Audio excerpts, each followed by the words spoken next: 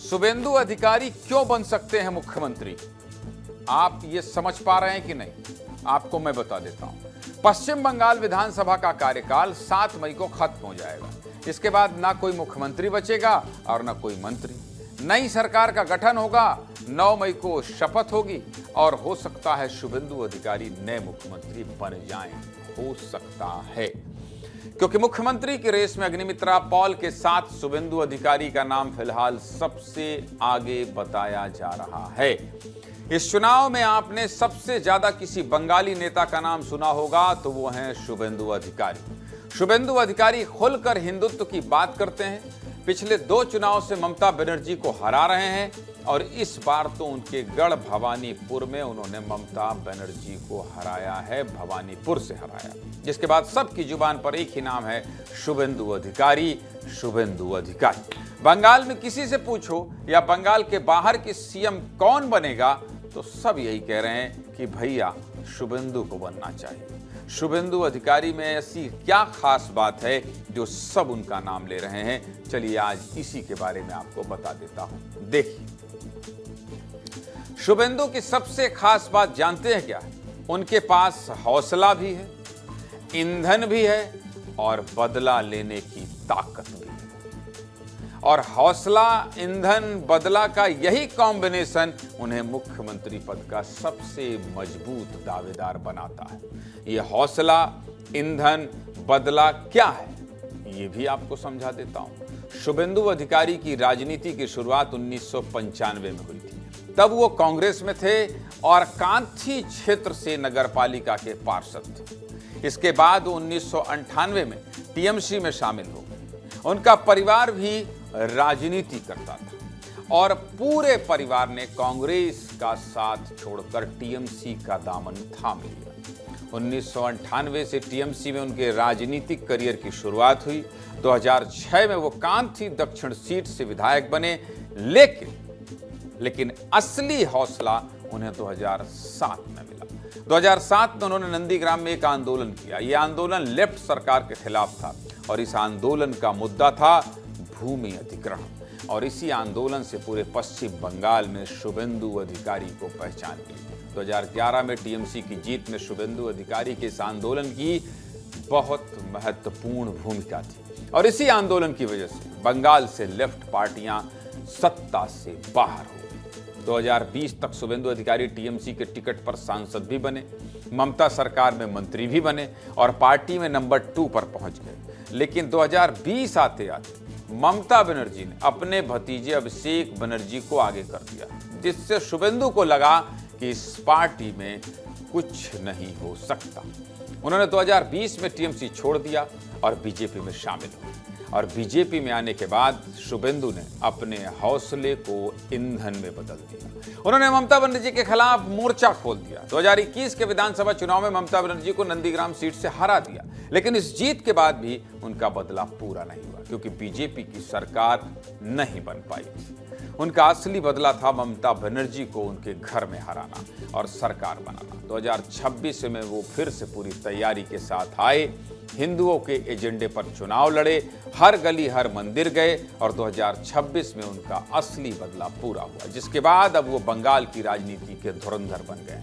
शुभेंदु के धुरंधर बनने की कहानी पर एक रिपोर्ट आपको दिखा देता हूं, फिर आके बात करेंगे। देखिए,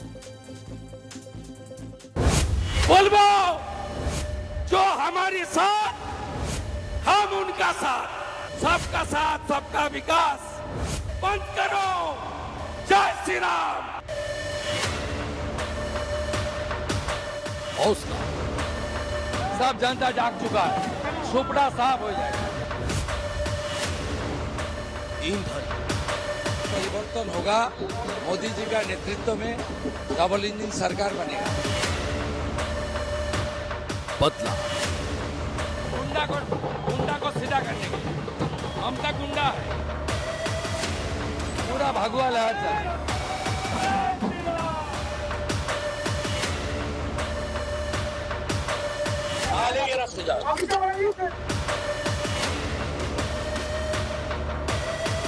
इसका हम लोग प्रणाम करते हैं। यह दुर्गा का स्वरूप है, दुर्गा का स्वरूप है।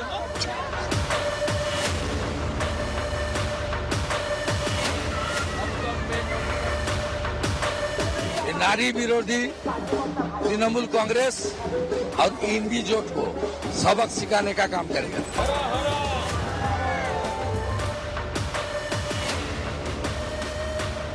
ममता बनर्जी फिर एक बार मेरा सामने उनको हार स्वीकार करने पड़ेंगे भवानीपुर।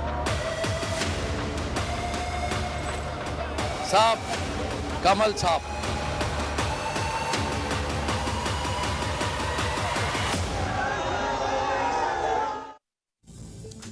सच में ममता बनर्जी को उनके घर में हराना आसान तो नहीं था, इसलिए शुभेंदु अधिकारी बंगाल के धुरंधर तो साबित हुए हैं, लेकिन उन्होंने धुरंधर बनने की पटकथा कैसी लिखी उस पर बात करना भी जरूरी है। बुधवार को भी जब शुभेंदु अधिकारी चुनाव जीतने के बाद अपने घर से निकले तो सबसे पहले नंदीग्राम में हनुमान मंदिर गए, हनुमान जी के दर्शन किए, लोगों से हाथ मिलाया और सबसे बड़ी तस्वीर, जब वो मंदिर जा रहे थे तो उन्हें रास्ते में इस्कॉन मंदिर के अनुयायी मिले। शुभेंदु अधिकारी रुके, उनके दोनों हाथ उठाए और अपने साथ उनको भी इस जश्न में शामिल कर लिया। शुभेंदु अधिकारी ने यह चुनाव सिर्फ और सिर्फ हिंदुत्व और हिंदुओं के एजेंडे पर लड़ा है, हिंदुओं के एजेंडे पर लड़ा। जब 14 अप्रैल को उत्तर प्रदेश के मुख्यमंत्री योगी आदित्यनाथ उनके लिए चुनावी सभा करने के लिए गए थे तो वो मंच पर ही दंडवत हो गए थे। उनका कहना था कि उत्तर प्रदेश के मुख्यमंत्री होने से पहले योगी आदित्यनाथ एक संत थे, इसलिए उनको दंडवत प्रणाम करना उनके संस्कार है। इसके बाद जब 28 अप्रैल को बंगाल की सड़कों पर नागा साधुओं का एक जत्था जा रहा था तो शुभेंदु अधिकारी ने अपने काफिले के बीच में रोककर सड़क पर ही उन सभी नागा साधुओं को दंडवत प्रणाम किया था। इसके बाद वो 29 अप्रैल को फिर से भवानीपुर के शिव मंदिर पहुंचे, भगवान शिव की पूजा की और सिर्फ सनातन की बात की, सिर्फ सनातन की बात की। इसके बाद जब 4 मई को नतीजे आए और शुभेंदु अधिकारी को भवानीपुर से जीत मिली तो उन्होंने साफ कहा कि उन्हें जिताने वाला हिंदू है और वो सिर्फ हिंदुओं के नेता हैं। नतीजों के बाद शुभेंदु अधिकारी ने क्या कहा था, आपको ये भी सुना देता हूं, सुनिए। नंदीग्राम का हिंदू जनता फिर मुझे जिताया, वहाँ मुसलमान वोट पूरा के पूरा टीएमसी को मिला।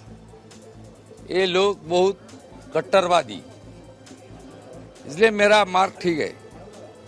मैं नंदीग्राम का हिंदू के लिए काम करूंगा। वार्ड नंबर 77 में जितना मुसलमान वोट देने के लिए निकला सब ममता को वोट दिया और मुझे हिंदू, सिख, जैन, बुद्धिस्ट लोग ने आशीर्वाद देकर जिताया। ये जीत हिंदुत्व का जीत है। अब आपको लगेगा कि शुभेंदु ने सिर्फ चुनाव के लिए सब किया होगा, लेकिन आप ऐसा सोच रहे हैं तो आप गलत हैं भाई साहब। 2021 से लेकर 2026 तक शुभेंदु अधिकारी ने सिर्फ और सिर्फ हिंदुओं की बात की। वो इस साल रामनवमी जुलूस में सबसे आगे रहे। उनकी अगुवाई में नंदीग्राम की सड़कों पर शांति से रामनवमी का जुलूस निकाला गया। इससे पहले साल 2025 में जब रामनवमी का दिन था तब शुभेंदु अधिकारी ने नंदीग्राम में राम मंदिर की नींव रखी थी और ये बता दिया था कि बंगाल में हिंदुओं का कोई नेता है तो वो शुभेंदु अधिकारी।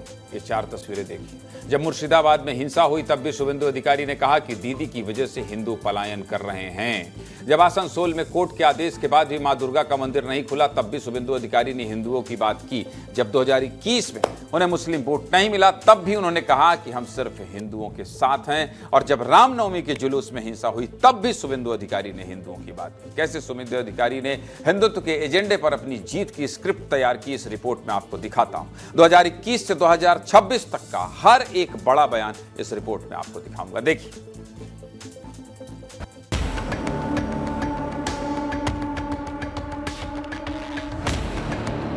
ये शर्म का बात है, मुर्शिदाबाद का हिंदू लोग हर बार छोड़ के अपने प्राण को बचाने के लिए मालदा जा रहा है। छी ममता छी, सेम ममता सेम। बंगाल का हिंदू का हालत और मुर्शिदाबाद का राइट्स को लेकर बोल रहा है। कल बोल रहा है इसको सबक सिखाने के लिए भाषा नहीं डंडा का जरूरत है। ये तृणमूल कांग्रेस का जो जिहादी एक्सट्रीमिस्ट है, जो तृणमूल कांग्रेस का मुस्लिम लीडर लोग है, दलित परिवार के ऊपर हमला किया। तुष्टीकरण का राजनीति से लेकर राम भक्त के ऊपर, हिंदू के ऊपर अत्याचार कर रहा है। इसका खिलाफ इस बार हिंदू अपना ताकत दिखाने के लिए घर से निकाल के सड़क में आया। लक्ष्मी नारायण मंदिर में पूजा कर लिया, भगवान हम लोग का साथ है। ये जीत हिंदुत्व का जीत है। तो कुल मिलाकर शुभेंदु अधिकारी की पूरी कुंडली आपको बता दी, पश्चिम बंगाल कैसे बदल रहा है ये दिखा दिया।